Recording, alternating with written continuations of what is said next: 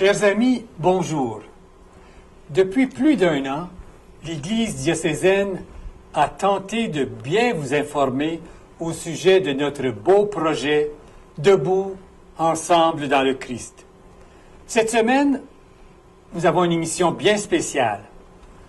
3 animateurs se rencontrent pour partager ensemble ce qu'ils ont vécu au cours de la 2e étape. Et les 2 autres animateurs qui sont avec moi, il y a d'abord Paulette Lavoie-Denis. Bonjour Paulette. Bonjour Denis. Bonjour Émile. C'est bien ça. Et mon co-animateur, celui qui m'aide à la paroisse d'Annonciation, Victor Valdez. Bonjour Victor. Bonjour Émile. Victor, bonjour Paulette. Dis-nous pourquoi nous sommes ici aujourd'hui. Bon, je pense que tout a commencé à cause d'une inquiétude qu'on a eue ensemble avec toi, Émile, de pouvoir faire un type d'évaluation de ce groupe-là, de notre groupe à nous. Puis, il y a toujours question qu'on rencontre une autre animatrice de notre groupe pour pouvoir faire une évaluation de ce que nous, on a fait dans le programme cet automne, cet hiver. Et toi aussi, je pense que tu voulais rencontrer Paulette, parce qu'on parlait de Paulette. Oui, certainement. On a toujours eu Paulette dans l'air, puis on ne savait pas c'était qui Paulette et tout ça. Ah, nous autres, nous le savions, parce que Paulette avait fait beaucoup de réunions avec nous. Oui. Mais toi, qu'est-ce que tu voulais savoir au sujet de Paulette? Mais c'est surtout comment il a eu ces rencontres, comment il a travaillé avec ces gens-là, quelle expérience, quel vécu il a eu avec ces groupes-là, de manière qu'on pourrait peut-être faire une façon un échange d'idées,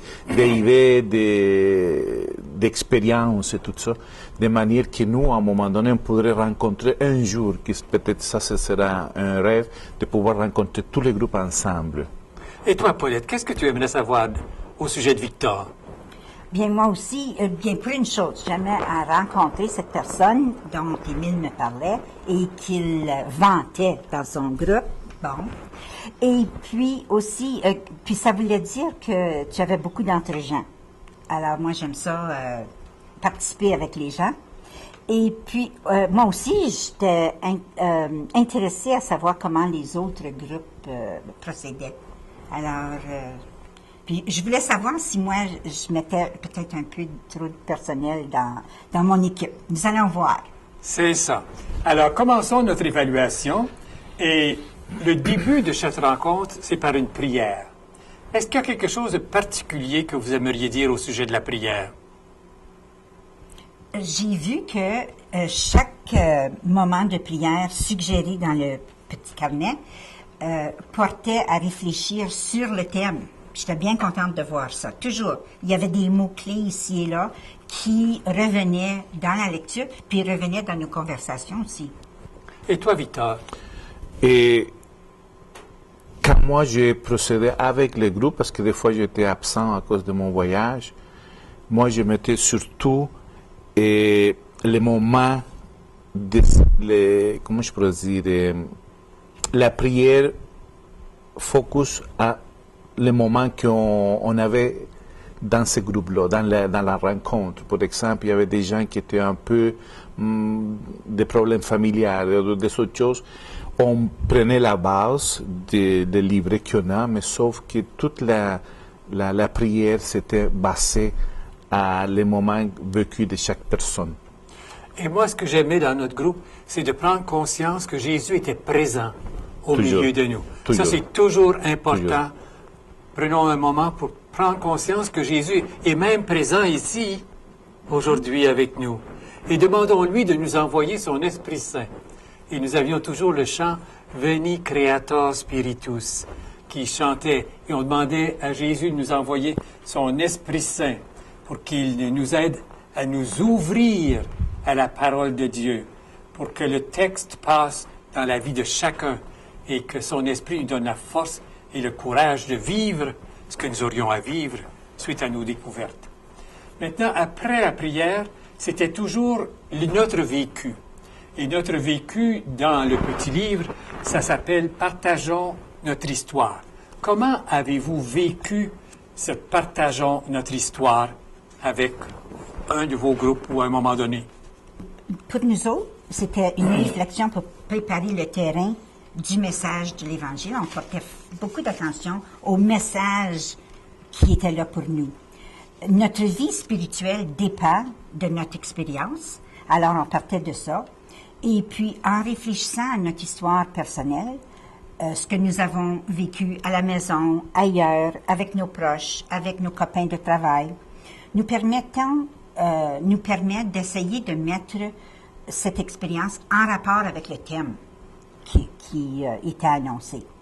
Puis, nous encouragions chacun et chacune à oser dire un petit quelque chose. Personne n'était forcé, par exemple.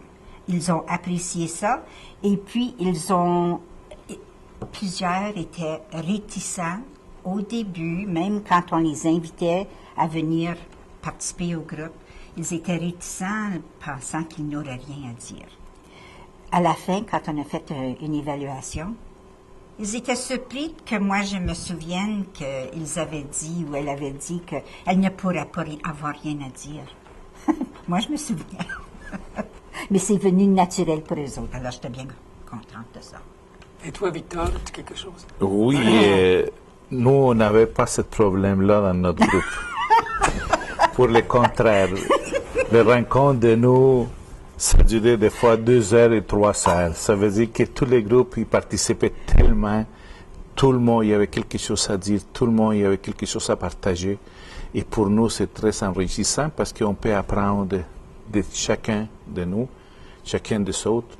Puis surtout que chaque fois qu'on partageait ça, et il y avait quelqu'un, ces journées-là, un spécial qui avait quelque chose à nous rencontrer, à rencontrer. Puis on avait toujours une gros soirée de partage. Et moi, je me préparais toujours, et surtout vous avez fait ça vous autres aussi. Alors, il y a toujours un petit texte pour nous aider à préparer le vécu. Alors, si je prends la première rencontre, eh bien, ça se passait pour le mercredi des cendres. Alors, au lieu de prendre le texte qui était là, j'ai tout simplement pensé à poser la question, les cendres, qu'est-ce que ça vous dit, ça, vous autres? Alors, chacun avait quelque chose à dire, son expérience avec les cendres, et ça revenait le mercredi des cendres, c'est sûr. Et la parole que le prêtre dit quand il impose les cendres. Et même, nous sommes retournés en arrière, quand nous étions jeunes. À la maison, il y avait un poêle à bois. Puis dans le bas, il y avait toujours un tiroir. Qu'est-ce qu'il fallait faire? Vider les cendres. Vider les cendres. Et les cendres, c'est le produit qui reste après que le bois a donné sa chaleur, sa lumière. Alors nous sommes appelés à brûler, à donner. Alors, à chacune de nos rencontres, ce que je visais à faire, c'est de choisir un vécu qui allait en lien avec le thème, comme tu l'as dit tantôt, c'est toujours en lien avec le thème. Alors, ça nous donne un peu comment nous avons vécu notre au quotidien dans nos petits groupes. Est-ce que je peux ajouter? Ben oui, tu peux ajouter. Okay. Bien, c'est que tu parlais que c'était déjà préparé dans le document. Alors, il y avait pour le thème, lequel là? L'Alliance. Oui. Bon, le thème de l'Alliance avec Jérémie. Oui. Bon. Alors, il y avait l'histoire de Paco, qui vient de Madrid. Et puis, on a compris par le petit texte là qu'il y avait eu une misère entre le parent et son enfant. Le papa et l'enfant. Il s'était éloigné. Alors, une bonne fois, on voit dans le journal, Paco, rencontre-moi devant le bureau de ce journal à midi. Tout est pardonné. Ton papa. Imaginez-vous, c'était marqué dans le journal, là, 800 personnes se sont rendues. Alors, combien de gens, ça serait comme nous autres appelés Jean, par ici, là, ça serait un nom Jean. 800 personnes qui avaient besoin d'être pardonnées. Et puis, c'était très touchant pour notre groupe, ça. Et puis ça nous a fait penser à certains moments dans la vie où peut-être qu'on a laissé aller trop longtemps ce pardon qu'on aurait dû donner, comme Dieu fait tout de suite. Il y avait une autre aussi, bien, si je rentre là-dedans, peut-être qu'on va en parler un petit peu plus tard, mais c'est que la relation parentale, familiale, c'est ça qui crée l'alliance. Oui. L'alliance est là. L'alliance, c'était entre l'empereur et son peuple, l'alliance entre un roi et son peuple, un contrat de mariage. Bon, il y a toujours des alliances là.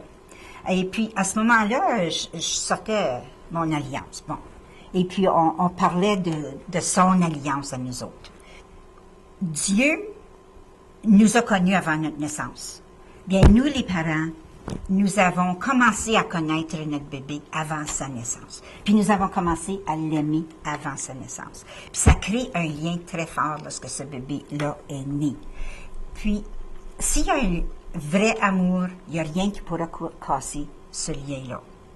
Alors, même si Paco et son papa étaient éloignés un de l'autre, l'amour n'était pas cassé. Les liens d'amour ne pèsent pas. Oh, ça peut être difficile, ça peut être exigeant, ça peut être achalant des fois, là. Cependant, ça donne, ça l'amène, ça motive à grandir dans cette famille ou dans cette foi. Hein, tout cet amour-là. Amour de Dieu, là, c'est toujours pour moi A majuscule, M majuscule, O majuscule, U majuscule, R majuscule. Ça, c'est mon amour de Dieu. Nous autres aussi, on peut avoir un grand amour pour nos membres de famille. Et ces liens ne sont pas brisés s'il y a vrai amour. Alors, on pourrait parler du vécu de chacune de nos rencontres, puis ce serait toute notre évaluation pour aujourd'hui. Mais il faut passer à la parole de Dieu. D'accord. Alors, l'étape suivante, c'est la parole de Dieu. Alors, qu'est-ce qui vous reste des textes de la parole de Dieu? Parce qu'à chacune de nos rencontres, nous avions un texte de la parole de Dieu. Par exemple, à la première rencontre, c'était un texte de Matthieu. Et moi, dans ce texte-là, ça commence toujours le carême, ça. Le texte de Matthieu, on nous parle de l'aumône, de la prière, du jeûne. Et ce qui me reste de ce texte-là, c'était sur la prière. Moi, ça a été fort pour moi, la prière. Et ce qui m'est venu pour mon carême, c'est de prier à la manière de Jésus. Prier comme Jésus. Ça, je voulais prier comme Jésus pendant mon carême, et ça continue encore aujourd'hui. Ça veut dire quoi pour toi, le prier comme Jésus? Prier comme Jésus? C'est bien simple. Jésus a dit la première prière que vous voulez avoir, c'est le Notre Père. Alors, prier comme Jésus, c'est dire le Notre Père en pensant aux paroles. Pas juste répéter des mots, mais prier comme Jésus, c'est en pensant aux paroles. Et une autre prière que Jésus a faite, c'est « Père, je te rends grâce ». Alors, prier comme Jésus, bien, c'est de remercier Dieu, remercier le Père pour Paulette, pour Victor, pour Liena, pour tous les membres dans notre groupe, remercier Dieu pour ma famille, mes enfants, remercier Dieu, en rendre grâce à Dieu. Alors, prier comme Jésus, c'est rendre grâce. Ou prier comme Jésus, c'est comme Jésus sur la croix qui a dit « Père, pardonne-leur, ils ne savent pas ce qu'ils font. » Alors, prier comme Jésus, c'est de demander à Dieu de pardonner, parce que des fois, j'ai de la misère à pardonner moi-même. Alors, Père, pardonne-leur. Et une prière de Jésus qui me suit beaucoup depuis ce temps-là, c'est celle « Père, entre tes mains, je remets mon esprit. » Et tous les soirs, juste avant de m'endormir, je dis, Père, entre tes mains, je remets mon esprit. Père, entre tes mains, je remets ma vie. Père, je t'aime, je m'abandonne à toi. Fais tout ce que tu voudras. Hein? Père, entre tes mains. Et ça, cette prière-là, Et moi, je me réveille 3 ou 4 fois durant la nuit pour me rendormir. Père, entre tes mains. Et cette prière-là m'aide à me rendormir assez facilement. C'est presque incroyable. Et prier comme Jésus, j'avais vu dans le prion, de prier la grande, comme le jeudi saint, de prier la grande prière sacerdotale de Jésus. Elle nous vient de Jean 17, celle-là. Et Jésus, dans sa prière, priait pour les siens. Et il dit, je prie pour eux. Alors, le jeudi saint au soir, dans mon adoration, je priais pour les miens. Prier pour eux. C'était prier comme Jésus. Jésus a dit, Père Saint, garde-les. Et là, je disais à Jésus, garde-les. Père, garde-les. Père, qu'ils aient en eux-mêmes la plénitude de ma joie. Hein? Alors, mon adoration du jeudi saint a été faite en lien. Et j'ai pu passer 1 heure avec cette prière comme celle de Jésus. Alors, j'ai pris beaucoup de temps, là. Vous autres, parlez-moi d'une lecture. Bon, moi, je vais peut-être aller sur un autre sujet, toujours avec sur la parole de Dieu. La parole de Dieu. Puis, si on regarde l'évangile d'aujourd'hui, et Jésus, après avoir donné à manger à 5000 personnes, Jésus a continué son chemin, puis tout le monde le cherchait. Là, ils ont demandé à tout le monde où est-ce que Jésus était, puis ils l'ont trouvé à Capharnaüm. Là, une fois qu'ils l'ont rencontré, ils ont demandé, Jésus, on te cherche. Et là, Jésus, la réponse de Jésus, ça a été, pourquoi vous me cherchez? Pour donner à manger encore une fois, que vous savez manger très bien et en quantité, ou vous m'avez cherché pour les signes que vous avez vus en moi. Ça représente aujourd'hui, et peut-être c'était la réponse, pourquoi on est ici. Qu'est-ce qu'on cherche? On cherche Jésus tout le temps. Mais qu'est-ce qui ça m'a frappé toujours et beaucoup dans cet évangile d'aujourd'hui, c'est que Jésus, il nous dit que la parole, l'évangile est aussi important que l'Eucharistie ou la communion. Ça m'a frappé parce qu'il nous demande dans quelle position je mets la parole de Dieu. Si je mets la parole de Dieu dans un secondaire, en 2e place, ça veut dire que l'Eucharistie, ça va être très simple. Ça va être une Eucharistie très superficielle. Dans notre façon ou dans notre manière de voir les choses, la parole et l'évangile, c'est très important. C'est aussi, peut-être, je ne pourrais pas dire plus ou moins que la communion qui nous nourrit de la chair de Dieu, mais la parole, c'est aussi important. Ça veut dire qu'à chaque fois, dans les rencontres qu'on a vécues, la parole, ça a été la plus importante. C'est là qu'on allait chercher la vie, c'est là qu'on va chercher la nourriture, c'est là qu'on va chercher l'exemple qu'on doit apprendre à vivre et partager avec tout le monde. Si on n'a pas ça, si on ne suit pas ça, la venue de Jésus à terre, ce sera inutile. Là, Dieu, il nous dit on doit se nourrir de la parole de Dieu. On doit se nourrir de l'Évangile. C'est lui qui nous a envoyé son Fils juste pour ça. Ça fait que dans les groupes à nous, chaque fois que moi j'ai eu la chance de pouvoir partager avec les autres, on donnait une importance énorme à l'Évangile.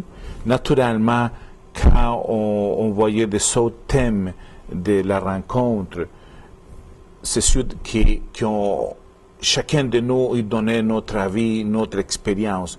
Mais qu'est-ce que les gens ils vont chercher? Qu'est-ce que les gens ils vont voir?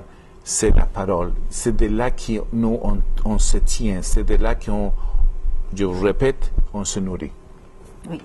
Et toi, Paulette, un texte, qu'est-ce que tu retiens d'un des textes que nous avons partager? C'était à la rencontre 3, le texte sur la Samaritaine de Oh, tu nous Jean. as même apporté ça? Oui, c'était...